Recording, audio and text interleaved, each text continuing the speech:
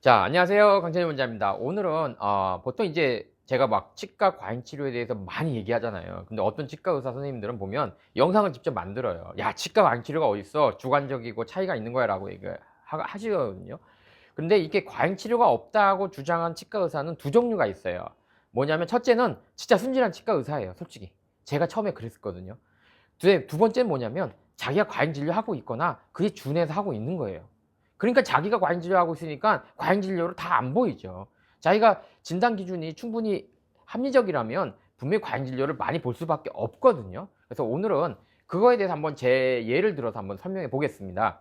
저도 처음에 과잉 진료 봤을 때 뭐 "과잉 진료 받았어요, 강 원장님." 막 그러면 사실 그 환자 좋게 안 봐요. 왜냐면 이게 진상이구나. "야, 왜 요즘 세상에 누가 과잉 진료를 하냐." 이렇게 얘기를 했거든요. 그러다가 이제 쪼끔 봐요. 저도 뭐 사람이니까 볼 거 아니에요. 보다 보면 과잉 진료가 진짜 보여요. 근데 그럴 때 이제 그 당시에는 뭐냐면 환자들이 주로 치료 계획서라고 적어 오지 않아요. 뭐 위에 두세 개 뭐 아래 두세 개 대충 오세요. 그러니까 '아유 잘못 들었겠지. 잘 닦으라고 들었거나 아니면 뭐 개수를 잘못 들었겠지.' 하고 또 넘어가요. 그러다가 또 과잉 진료를 더 보게 되면 이래 '아 우리 내 주변만 그런 거야.'라고 또 생각해요. 그러다 또 보다 보면 이제 '다른 치과 가서 한 번 더 확인하면 되지.' 이렇게 변해요. 또 그렇게 보다 보면 또 심각한 건 알아요. '이거 진짜 심각하네.' 근데 사실 동네 치과 의사로서 뭐 할 수 있는 게 없는 거예요. 뭐 싸울 거예요. 아니면 나 혼자 뭐 "과잉 진료 맞아요." 얘기할 수도 없는 거고, 그렇다고 그 당시에는 보여줄 수 있는 것도 아니거든요. 지금처럼 유튜브가 발달해서 한 15년 전, 20년 전 일이니깐요. 유튜브가 발달해서 영상으로 뭐 "이게 과잉 진료를 이렇게 합니다."라고 보여줄 수 없던 시대라 괜히 그렇게 얘기했다가는 매장당해요. "야 과잉 진료가 어딨어. 증거 대봐." 근데 증거를 뭐 지금처럼 보여줄 수 있는 시대가 아니었거든요. 이제 그러다 보면 이제 쪼끔 자괴감에 들고 이제 하는 선생님도 계시고, 아니면 또 이제 환자 탓을 또 해요. 이렇게 얘기도 해요. "아 환자들이 괜히 싼 치과 찾아다니다 보니까 그런 거야. 괜히 막 삐까번쩍 막 의리의리한 데 가서 그런 거야."라고 이렇게 치부하기도 하거든요. 사실 저도 그런 쪽에 가까웠어요. 근데 그러다가 이제 뭐 유튜브라든지 페이스북이라든지 이런 거를 어떤 매체를 저도 접하면서 2017 년도경인 것 같아요. 그전에는 물론 방송을 통해서 이제 그 매체가 사실 그전 매체는 방송밖에 없거든요. 그리고 방송에서도 이 과잉 진료는 잘 다루기가 쉽지 않아요. 뭐 "주관적이야." 그러면 끝나잖아요 뭐. 예? 그리고 치과의사협회나 이런 힘이 세기 때문에 뭐 방송사에서 이걸 만든다는 게 뭐 동네 치과의사 한 사람 말 듣고 만들기도 어려웠던 시대고요. 그러다가 이제 유튜브나 페이스북이 나오면서 저도 2017 년도부터 시작을 했거든요. 그때 제가 아는 모 PD분이 "이거 장비가 없어도 된다. 핸드폰으로도 찍으면 된다." 저도 처음 알았어요. 이게 뭐 카메라가 있어야 유튜브로 올린 줄 알았는데 핸드폰으로 찍으면 바로 올릴 수 있더라고요. 그래서 제가 2017 년도 6 월이나 7월 달쯤 올린 거 7월 달쯤 올린 것 같은데, 제 첫 영상을 보면 막 이게 거꾸로 찍은 것도 있고, 이게 막 진짜 그전 한 1 년간 한 몇 달 찍은 영상을 보면 어지러워서 볼 수가 없어요. 왜냐면 실력이 없으니까. 이 모니터에 뜬 걸 가지고 이렇게 카메라를 찍으니 손이 덜덜덜 떨리니까 막 이렇게 떨린다 생각해 보세요. 어지럽지 않아요? 제가 봐도 어지럽다고요. 그러니까 그렇게 했던 기억이 납니다. 그래서 결국은 저도 이렇게 많이 알릴 수 있어서 이제 지금은 뭐 사실 과잉 진료가 없다고 얘기하면 안 되죠. 근데 이 어느 정도 얘기할 수 있냐면 '생각보다 많다.'라고 얘기하는 게 맞을 겁니다. 왜냐면 치과는 자꾸 늘어나는데 환자가 늘어나는 건 아니잖아요. 이 환자 예를 들어서 예전에는 좀 작은 충치도 기다렸다 하면 그건 심해질 수도 있잖아요. 했는데 요즘은 지금 안 하면 이 환자가 우리 치과 언제 와요? 다른 치과 가면 어차피 못 하잖아. 그러니까 내가 미리 하는 거지. 이러는 분들도 좀 생기는 것 같아요. 그다음에 아까 첫 번째 얘기한 게 좀 순진한 치과 의사가 "치과 과잉 치료가 없다."라고 얘기한다. 정말 순진해서 그래요. 저도 처음에 그랬거든요. 두 번째는 뭐냐면 이제 과잉 치료를 자기가 하고 있어. 근데 자기는 과잉 치료라고 생각을 안 해요. 내 기준이 합리적이라고 생각하는 거죠. 남들은 뭐 3 단계 5 단계는 해야 되는 거를 자기는 1-2 단계 해.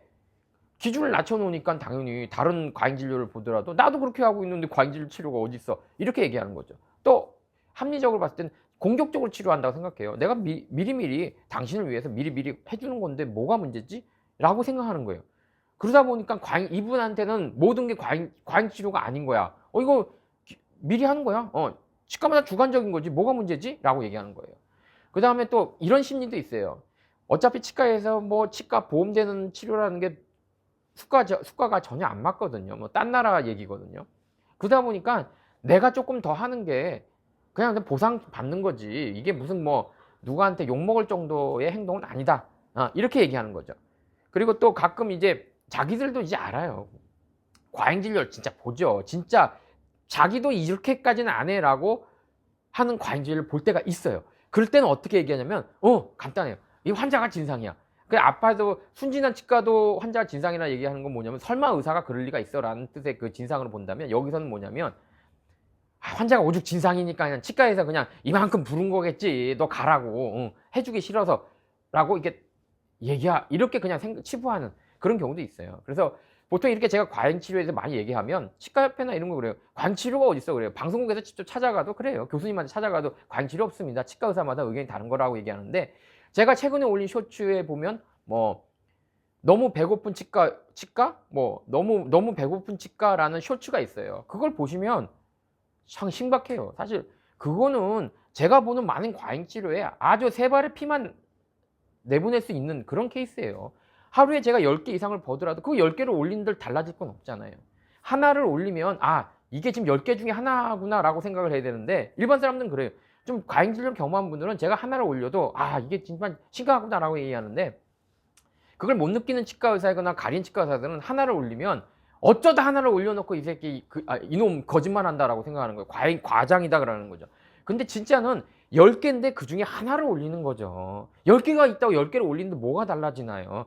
10개의 과잉진료 중에 하나만 올려서 보면 이렇구나 라고 딱 알아야지. 굳이 그 10개를 올려봤자 어차피 10개를 올려도 그분은 또 일부일 뿐이에요. 아마 100개를 올려도 그럴걸요. 아마 10,000개를 올리면 모르겠네요.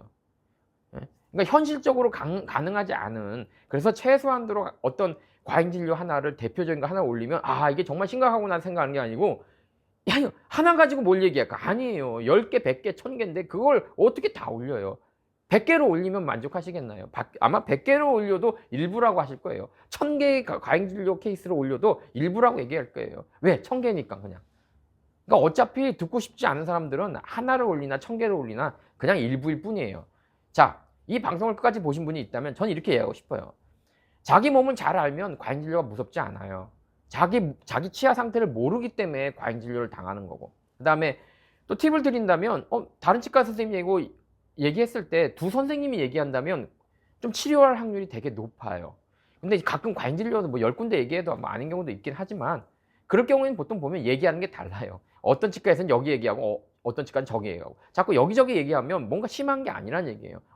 적어도 우리가 양보하더라도 애매한 거다. 즉 안 할 수도 있고 안 할 수 있는 범위에도 있다라는 거죠. 그래서 이렇게 얘기가 달라지거나 할 경우에는 다른 치과를 가서 한번 의견을 들어보고 거의 뭐 두세 선생님이 이거 하는 게 맞다 그러면 잘 치료해야 하는 경우가 많아요.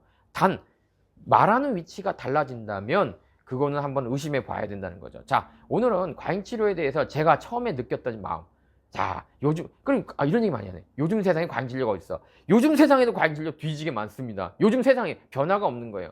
나쁜 사람은 예전에도 있었고 지금도 있는 거지. 그럼 지금은 없다라는 게 말이 될까요? 보이스피싱 예전부터 있었지만 지금도 똑같이 있어요. 그렇게 많이 광고를 해도. 근데 과잉진료는 요즘은 없다고 생각하면 안 돼요. 제 케이스를 보시면 지금 2014년도 방송에서 요즘 과잉진료 어딨어요? 의사가 이렇게 얘기를 해요. 근데 2017년도에도 똑같은 인터뷰를 했을 때도 요즘 과잉진료를 어떻게 합니까? 그리고 요즘 저 악플도 많이 걸리는데 악플에도 이렇게 돼요. 야, 요즘 세상에 과잉진료가 어디냐고. 요즘 세상에도 있어요. 왜? 간단해요. 환자는 자기 치아에 대해서 알 수가 없고요. 환자는 치과 의사가 아니에요. 그러니까 과잉진료를 해도 환자는 몰라요. 겁만 주면 돼. 이거 안 하면 당신 큰일 납니다면 다 하게 돼 있어요. 그러니까 그런 환자가 요즘 세상이라고 안 당하라는 것? 그럼 그렇게 말하는 치과 의사가 사실은 과잉진료를 하고 있는 거예요. 요즘 과잉진료가 없다고 말하는 치과 의사예요. 그러니까 과잉진료가 없다고 말하는 치과 의사는 치과 의사가 아닙니다. 이렇게 생각하면 됩니다. 단지 그냥 양보하면 조금 있어요. 근데 강 원장이 이빨하게 얘기하는 거예요 라고 한다면 제가 그냥 그건 봐주고 싶어요. 어떻게 먹고 살아야지. 내가 봐줄게 그냥. 자, 여러분들, 자 이제 구정도 다가오고 이제 2025년입니다. 자기 몸에 대해서 좀 더 찾아보고 치료받기 전에 당일 치료하지 마시고 예약하고 치료하시고 유튜브나 블로그 많잖아요. 내용들이. 좀 내용을 알아보고 그래도 강 원장이 구라야 하고 가면 그냥 가서 치료받으면 되고 그래 강 원장 말도 일리가 있네 하면 다른 치과에 가서 한 번이라도 더 확인한 다음에 치료하면 여러분께서도 자기의 건강한 치아를 지킬 수 있을 거라 생각합니다. 자, 오늘 여기서 마칠 겁니다. 저는 거의 원편 편집 없이 한 번에 이게 지금 찍은 거라 거의 앞부분 2초 이게 누른 장면만 빼고는 거의 나갈 것 같아요. 자, 즐거운 구정 설날 이제 설날 오겠죠. 설날 되시고 자, 행복한 2025년 되세요.